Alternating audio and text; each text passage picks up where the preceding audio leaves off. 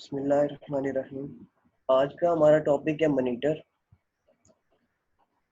Basically पहले तो हम ये फाइंड आउट करते हैं कि ये जो मॉनिटर हम इस्तेमाल यूज़ कर रहे होते हैं ये क्यों कब हमारा काम में आता है। तो पहले क्या होता है कि जब भी कोई हमारे पास मल्टीपल प्रोसेस जो होते हैं सेम डाटा को जब भी एक्सेस करते हैं तो हमारी एक रेस कंडीशन क्रिएट हो जाती है। कैसे? लेट अस ये मैंने फिगर में आपको डाटा और इसके बारे में दिखाता हूँ। ये आपके पास डाटा है ए बी और सी शेयर डाटा, जो कि डाटा आपके प्रोसीजर जिसको एक्सेस करेंगे। ठीक हो गया। ये आपके पास प्रोसीजर्स हैं, प्रोसीजर P1 और P2। अब ये P1 और P2 क्या करेंगे? ये अपने इस डाटा को एक्सेस करना चाहते हैं। पहले लेटस पहला क्या होगा? पहला P1 जो है हमारे पास, ये डाटा पी बी को एक्सेस कर रहा है और P2 हमारा डाटा सी को एक्सेस करता है। Eight the same time P1 भी सी को जब एक्सेस करेगा तो ये सी वाला जो डाटा होगा ये इनकंटिन्यूअस फॉर्म में चला जाता है। मतलब कि क्या होगा? हमारा जो प्रॉब्लम यहाँ पे अराइज हो, रेस कंडीशन प्रॉब्लम यहाँ पे अराइज हो जाती है। When a multiple process access share data simultaneously, जब भी हमारे पास शेयर डाटा होता है, मल्टीपल प्रोसेस उसको एक्सेस करते हैं, तब हमारी create a problem of race condition, तब हमारी रेस कंडीशन जो होती है वो प्रॉब्लम हमारे पास अराइज हो जाती है। अब इस रेस कंडीशन को हम सॉल्व कैसे करते हैं? इसके लिए हम बेसिक एक क्या करते हैं, एल्गोरिदम बना लेते हैं। जो हमारा एल्गोरिदम के थ्रू हम इसको सॉल्व कर लेते हैं। सेंटर में इनके दरमियान में हम क्या करते हैं कि एल्गोरिदम अराइज कर देते हैं, एल्गोरिदम बना देते हैं जो रिसोर्स को एलोकेट करे, रिसोर्स के बारे में वो प्रोवाइड करवाएगा।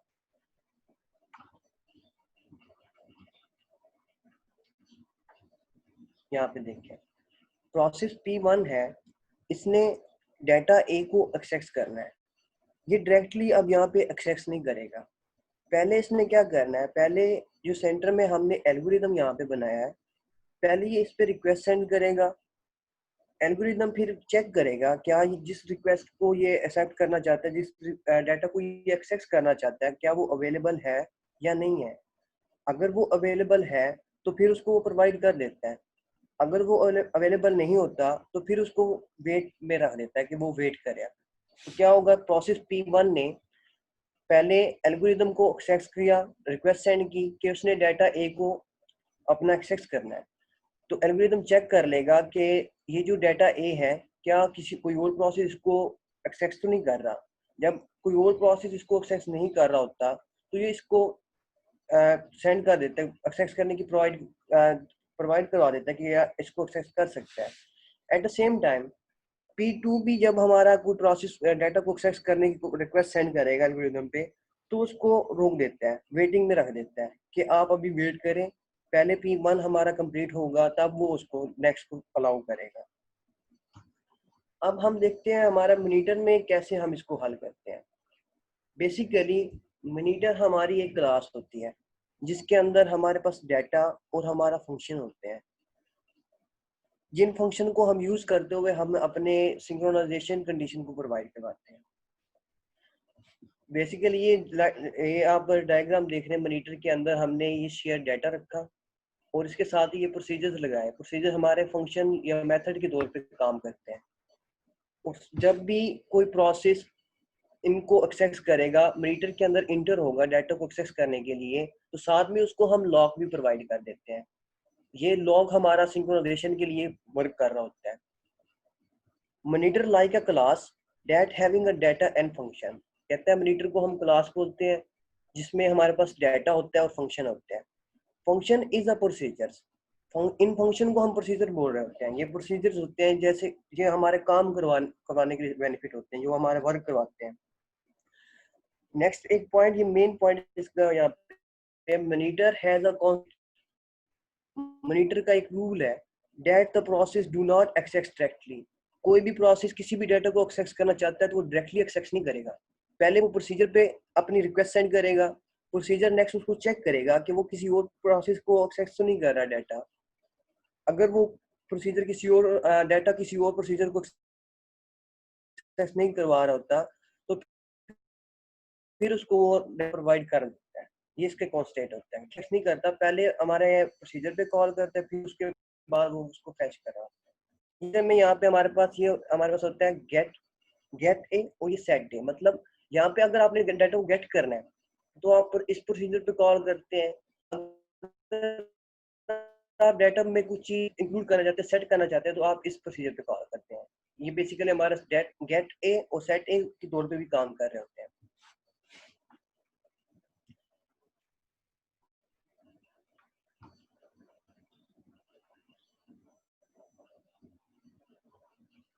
अब ये हमारे पास कैसे एक्सेस कैसे करते हैं। लेटेस्ट के हमारे पास P1 प्रोसेस P1 है, इसने डाटा ए को एक्सेस करना है। तो पहले क्या करेगा, पहले हमारे पास इस प्रोसीजर पे जाके एक रिक्वेस्ट सेंड करेगा कि इसने डाटा ए को एक्सेस करना है। तो प्रोसीजर हमारे पास पहला प्रोसीजर क्या करेगा, डाटा ए को चेक करता है कि क्या ये किसी और के पास अवेलेबल तो नहीं है। अगर ये किसी और के पास अवेलेबल है तो इसको ये अलाउ नहीं करेगा। अगर अवेलेबल यहाँ पे है, डाटा हमारे पास यहाँ पे पड़ा हुआ है, कोई और प्रोसेस को एक्सेस नहीं कर रहा, तब P1 को ये एक ब्लॉक भी फराहम कर देता है और इसको मॉनिटर के अंदर इंटर कर देता है ताकि ये इसको एक्सेस कर ले, ताकि इसको ये एग्जीक्यूट कर ले। अगर P2 कोई इंटर होने की कोशिश करेगा उस टाइम जबकि लॉग हमारे पास P1 के पास प्रोवाइड है, तो उसको वहां पे ब्लॉक कर दिया जाता है, उसको वेटिंग में रख दिया जाता है कि आप वेट करें, पहले भी P1 प्रोसेस जो P1 है वो अपने डाटा को प्रोवाइड कर लेगा, अपना एक्सेस कर लेगा। तब हमारा P2 जो होगा वो मॉनिटर के अंदर इंटर होके किसी और डाटा को एक्सेस करेगा। मॉनिटर इज अ मॉड्यूल, कहते हैं मॉनिटर एक मॉड्यूल है दैट इनकैप्सुलेट, जो इनकैप्सुलेट किया गया है शेयर डाटा स्ट्रक्चर्स। ये हमारे पास शेयर डाटा की स्ट्रक्चर्स होती है, इसके अंदर procedure that operates on the share data, और कुछ प्रोसीजर्स होते हैं जो कि हमारे पास डाटा को शेयर कर रहे हैं। Synchronization between concurrent procedure invocation, और इनके दरमियान हम लॉग के थ्रू सिंक्रोनाइजेशन प्रोवाइड कर लेते हैं। मल्टीपल जो प्रोसीजर हमारे पास एक्सेस करने की कोशिश करते हैं तो हम एक एक को लॉग प्रोवाइड कर देते हैं कि पहला एक के पास अगर लॉग प्रोवाइड है तो वो डाटा को एक्सेस करेगा मॉनिटर में, अगर हम दूसरे को प्रोवाइड करते हैं फिर दूसरा एक्सेस करेगा। पहले वाले ने लेकिन रिलीज होना भी जरूरी होता है कि अगर पहले के पास लॉग था तो पहले वो उसको रिलीज करेगा, जब वो रिलीज कर देगा फिर नेक्स्ट जो प्रोसेस होगा फिर वो उसको एक्सेस करेगा।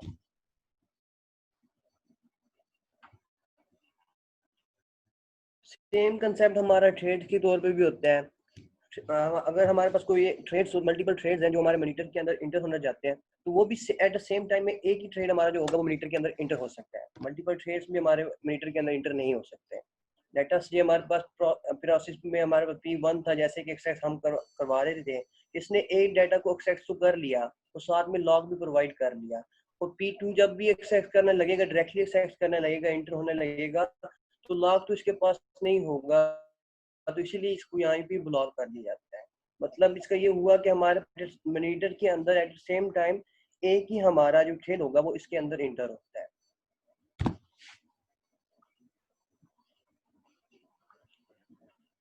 ये एक सिनेरियो है मॉनिटर का कि हर एक कोई भी मॉनिटर है उसका एक क्यू होता है, मॉनिटर क्यू। उसमें क्या करते हैं, उसमें हम वेटिंग जो हमारे पास प्रोसीजर्स होते हैं उसको हम वहाँ पे रख लेते हैं कि जो प्रोसीजर वेट कर होते हैं नेक्स्ट अपने एग्जीक्यूशन के लिए, नेक्स्ट एग्जीक्यूशन चलाने के लिए, तो उसको हम वहाँ पे रखते हैं। लेट अस कि P1 हमारे पास एक प्रोसेस था, वो तो ऑलरेडी हमारा मॉनिटर के अंदर इंटर है, उसके पास लॉक भी है, वो अपनी एग्जीक्यूशन कर रहा है। तो P2 अगर एक्सेस करना चाहेगा तो पहले उसको हम मॉनिटर की क्यू के अंदर उसको रखते हैं कि पहले वो अपना वेट करे, जब P1 हमारे पास अपना लॉग को रिलीज कर देगा तब हम इसको लॉग प्रोवाइड करेंगे, तब ये जाके मॉनिटर में इंटर होके अपनी एग्जीक्यूशन को स्टार्ट करेगा। इसी तरह अगर P3 एक और प्रोसेस हमारे पास है, ये डायरेक्टली अगर एक्सेस करना चाहता है तो इसको डायरेक्टली एक्सेस भी नहीं, ये डायरेक्टली एक्सेस भी नहीं हो सकेगा। इसको पहले क्या करेंगे, इसको हम मॉनिटर की क्यू के अंदर रखते हैं ताकि पहले ये प्रोसीजर अपने काम कर लें, फिर उसके बाद इसकी बारी आएगी, लॉग फिर इसको मिलेगा, तब जाके अपना ये वर्क एग्जीक्यूशन का काम करेगा।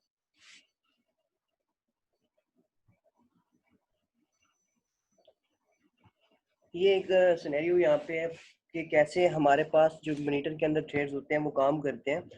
लेट अस, ये हमारे पास क्लास है मॉनिटर के नाम से, अकाउंट मॉनिटर अकाउंट के नाम से। इसमें हमारे पास डाटा है बैलेंस, और इसमें एक हमारे पास प्रोसीजर जो काम कर रहा है वो विड्रॉ है, कि कोई एक ट्रेड जो अपना विड्रॉ लेना चाहता है वो कैसे लेगा। आप यहाँ पे मॉनिटर में लेट अस, ये हमारे पास 3 ट्रेड्स हैं, T1, T2 एंड T3। पहले हम क्या करते हैं, T1 हमारे पास आएगा तो जब भी मॉनिटर के अंदर इंटर होगा तो इसको हम लॉग प्रोवाइड कर देंगे, क्योंकि अभी तक मॉनिटर के अंदर कोई भी ट्रेड अभी तक इंटर नहीं हुआ था, तो इसीलिए पहले जो हमारे पास ट्रेड 1 है तो इसको हम लॉग प्रोवाइड कर देते हैं।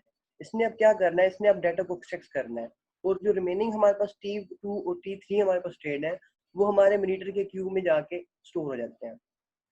अब इनमें वर्क कैसे होगा, T1 पहले हमारा ट्रेड 1 हमारा चल रहा था, इसके पास लॉक प्रोवाइड है, लॉक गिवन है, तो पहले ये क्या करेगा, अपना विड्रॉल की रिक्वेस्ट सेंड करेगा।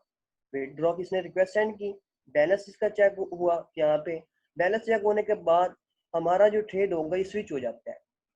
क्यों होता है, हमें पता है कि जब भी हमारे पास ऑपरेटिंग सिस्टम में मल्टीपल प्रोसेस या मल्टीपल ट्रेड्स जब भी एग्जीक्यूट होने की कोशिश करते हैं, वो सीक्वेंस से नहीं एग्जीक्यूट हो रहे होते हैं। एक्चुअली हमारी ये डिपेंड कर रहा होता है ऑपरेटिंग सिस्टम के ऊपर, क्योंकि ऑपरेटिंग सिस्टम हमारा स्विचिंग करता रहता है। एक प्रोसेस को एग्जीक्यूट कर रहा है तो उसको स्विच करके नेक्स्ट को स्टार्ट करने शुरू कर देता है। तो basically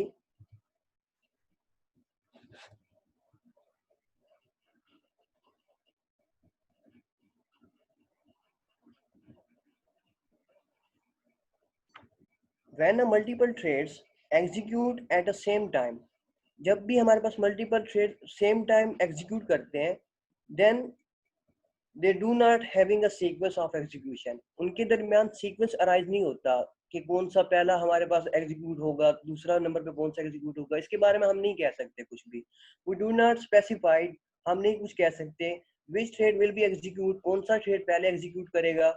this is all depend on the operating system, ये तमाम का तमाम जो होता है ये सीक्वेंस का क्रिएट करना ऑपरेटिंग सिस्टम पे डिपेंड करता है, because operating system doing switching, operating system हमारी स्विचिंग कर रही होती है।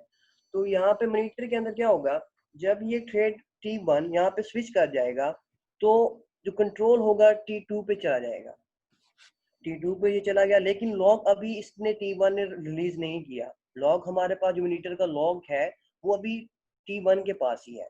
तो T2 क्या होगा, जब भी विड्रॉ की रिक्वेस्ट सेंड करने लगेगा तो उसको ब्लॉक कर दिया जाएगा, क्योंकि इसके पास अभी लॉग प्रोवाइड नहीं हुआ। तो नेक्स्ट स्विच क्या होगी, T3, यहाँ पे अब T3 है, ये यहाँ पे मिस्टेक T2 लिखा हुआ है, तो इसको आपने T3 यहाँ पे कंसिडर करना है। तो नेक्स्ट जो स्विचिंग होगी वो T3 पे हो जाएगी। T3 जब अपनी विड्रॉ के लिए रिक्वेस्ट सेंड करेगा ये भी ब्लॉक हो जाएगा, क्योंकि इसके पास भी लॉग प्रोवाइड नहीं है, लॉग तो अभी T1 के पास है। तो स्विच होके दोबारा से जो हमारा कंट्रोल होगा T1 के पास आ जाएगा। T1 क्या करेगा, रिटर्न बैलेंस, अपना बैलेंस की जो रिक्वेस्ट होगी वो सेंड करेगा।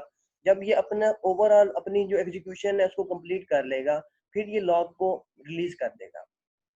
लॉग रिलीज होने के बाद फिर T2 को सेंड हो जाएगा, T2 इसको अपनी एग्जीक्यूशन को कंप्लीट करेगा। इसी तरह नेक्स्ट हमारे पास T3 के पास लॉग जब जाएगा तो T3 जो होगा वो एग्जीक्यूशन कर लेगा।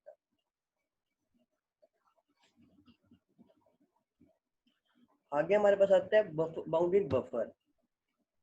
बाउंडेड बफर में क्या होता है, हमारे पास एक बफर हम यूज कर रहे होते हैं जिसकी कुछ लिमिटेड कैपेसिटी होती है।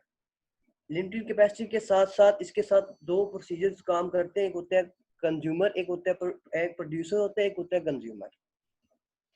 जब भी कंज्यूमर इसमें डाटा को एक्सेस करने की कोशिश करेगा तो इनिशियली हमारे पास बफर जो होता है वो एम्प्टी होता है, क्योंकि उसके अंदर कुछ भी स्टोर नहीं हुआ होता। तो वो क्या करता है, उसके अंदर जब एम्प्टी जब बफर को गेट करता है तो उसमें कुछ डाटा स्टोर नहीं होता, तो उसको वो वेटिंग में ही यहाँ पे स्टोर कर देता है। यहाँ पे भी अब वेटिंग जो हमारे पास प्रॉब्लम है वो अराइज हो जाती है when we having a buffer. ये हमारे पास बफर है that having a limited capacity, जिसकी जो कैपेसिटी होती है वो लिमिटेड है। And we have two process, हमारे पास टू प्रोसेस हैं, पी और सी। पी मीन हमारे पास प्रोड्यूसर और सी हमारे पास consumer. Producer can store element, producer जो होता है वो स्टोर एलिमेंट को स्टोर करने के लिए इस्तेमाल करते हैं।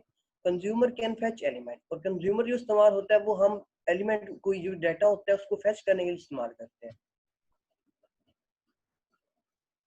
अब बाउंडेड बफर प्रॉब्लम कैसे अराइज होती है ये देखते हैं।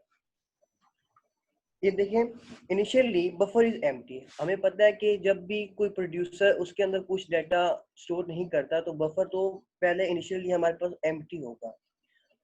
If consumer will access it first, अगर पहले कंज्यूमर इसको एक्सेस करने लग जाए, लॉग अगर पहले हमारे पास कंज्यूमर को मॉनिटर प्रोवाइड कर दे, consumer will enter in a monitor, consumer जो होगा वो इंटर तो हो जाएगा, and find buffer is empty, और बफर को वो फिर क्या फाइंड कर चेक करेगा, बफर तो एम्प्टी है, स्टार्ट वेटिंग, फिर वो डाटा के बारे में वेट करेगा कि इसके अंदर डाटा जब आएगा फिर वो इसको गेट करके अपनी एग्जीक्यूशन को स्टार्ट करेगा। इसीलिए वो यहाँ पे वेटिंग करना स्टार्ट कर देता है।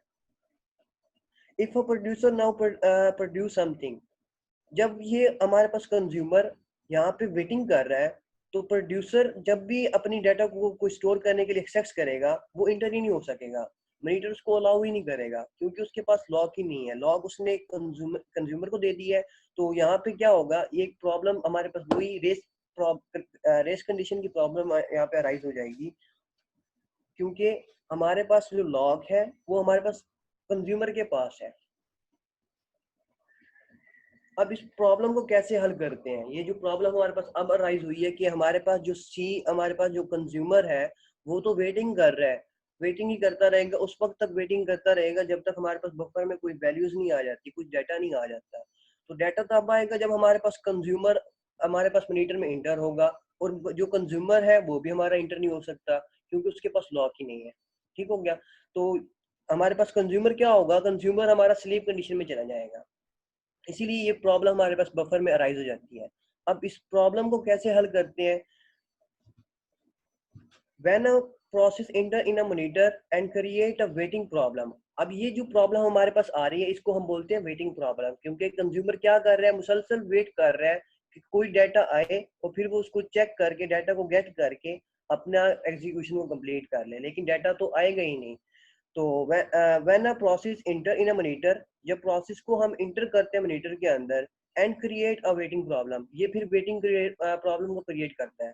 टू सॉल्व दिस प्रॉब्लम, इस प्रॉब्लम को सॉल्व करने के लिए monitor use the conditional variables, monitor जो हमारा होता है ये कंडीशनल वेरिएबल्स को यूज करता है ताकि वो उनको इस्तेमाल करते हुए अपने इस प्रॉब्लम को हल कर लें। अब कंडीशनल वेरिएबल क्या काम करते हैं, क्या होते हैं वो देख लेते हैं। Conditional variable provide synchronization inside the monitor, monitor के अंदर कंडीशनल वेरिएबल सिंक्रोनाइजेशन को प्रोवाइड करते हैं, सिंक्रोनाइजेशन जो होती है उसको वो हमारे पास प्रोवाइड करवा रहे होते हैं। If a process want to sleep, अगर हमारे पास कोई प्रोसेस है वो स्लीप कर जाता है इनसाइड द मॉनिटर, मॉनिटर के अंदर इन स्लीप कब करता है, जब वो वेटिंग ही करता रहता है, मुसलसल वेटिंग में ही रहता है, उसको डाटा नहीं मिलता, कोई उसके पास कोई वैल्यूज नहीं आ रही होती, तब वो स्लीपिंग कंडीशन में चला जाता है। ठीक हो गया। कहता है if a process wait to sleep inside a monitor, जब कोई प्रोसेस हमारे पास मॉनिटर के अंदर स्लीप कर जाता है, it allow a waiting process to continuously, और फिर वो क्या करता है, अपने आप को अलाउ करता है वो वेटिंग करता रहे, प्रोसेस के अंदर ही वेटिंग करता रहे। इन दैट केस, इस केस में condition variable are use in a monitor, इस ऐसे केस में हम कंडीशन वेरिएबल को यूज कर लेते हैं। Three operation can be perform on a conditional variable, conditional variable के अंदर जो हमारे पास ऑपरेशंस हैं वो परफॉर्म करते हैं। कौन कौन से हैं, एक होता है वेट, एक होता है सिग्नल, एक होता है ब्रॉडकास्ट। ये तीन हमारे पास कंडीशनल वेरिएबल हैं जो यूज होते हैं हमारे पास बाउंडेड बफर प्रॉब्लम को सॉल्व करने के लिए।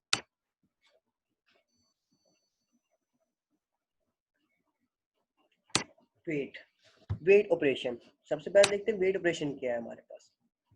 If a resource is currently is not available, current process put to a sleep, कहता है कि रिसोर्स जो हमारे पास है जिससे हम डाटा को एक्सेस करना जा रहे हैं वो अवेलेबल ही नहीं है, करंटली अवेलेबल ही हमारे पास नहीं होता, या फिर हमारे पास जो करंटली हमारे पास प्रोसेस था वो स्लीप कर गया है।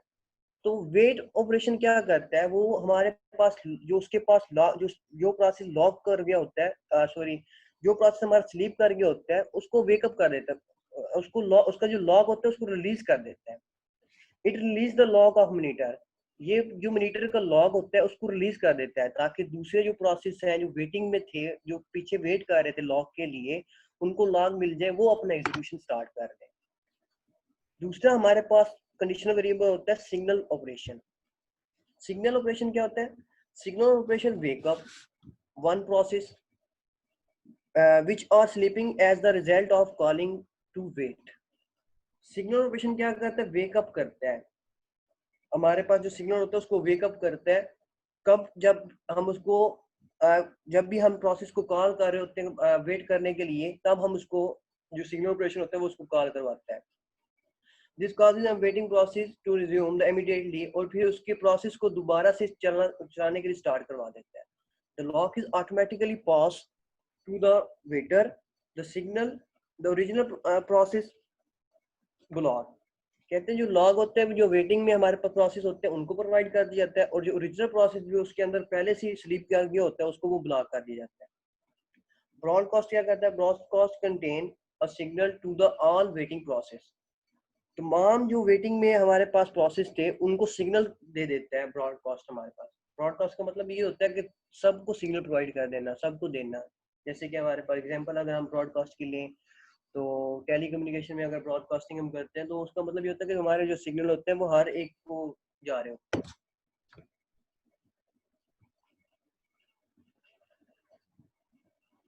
अब देखते हैं कि हमारे पास वेट और सिग्नल कैसे काम करते हैं। ये हमारे पास मॉनिटर है, इसके अंदर हमारे पास बफर के साथ हमने कंडीशनल वेरिएबल एक बना दिया।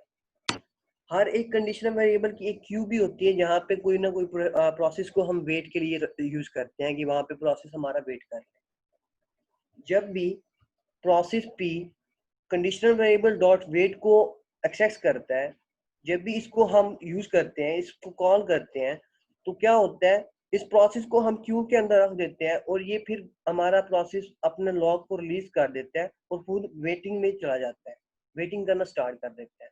फिर नेक्स्ट जब हम कंडीशनल वेरिएबल डॉट सिग्नल को स्टार्ट करते हैं, हम इसको प्रोवाइड करते हैं, तो इसने क्या करना होता है? इसने इसके लॉग को इसको वेकअप करता है। वेकअप करने के बाद इसका जो प्रोसेस होता है, जो इसकी एग्जीक्यूशन होती है, उसको रीयूज कर देता है।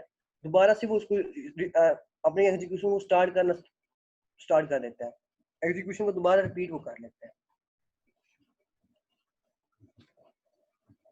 बस मैम यहाँ तक ही था, एंड हो गया इसका।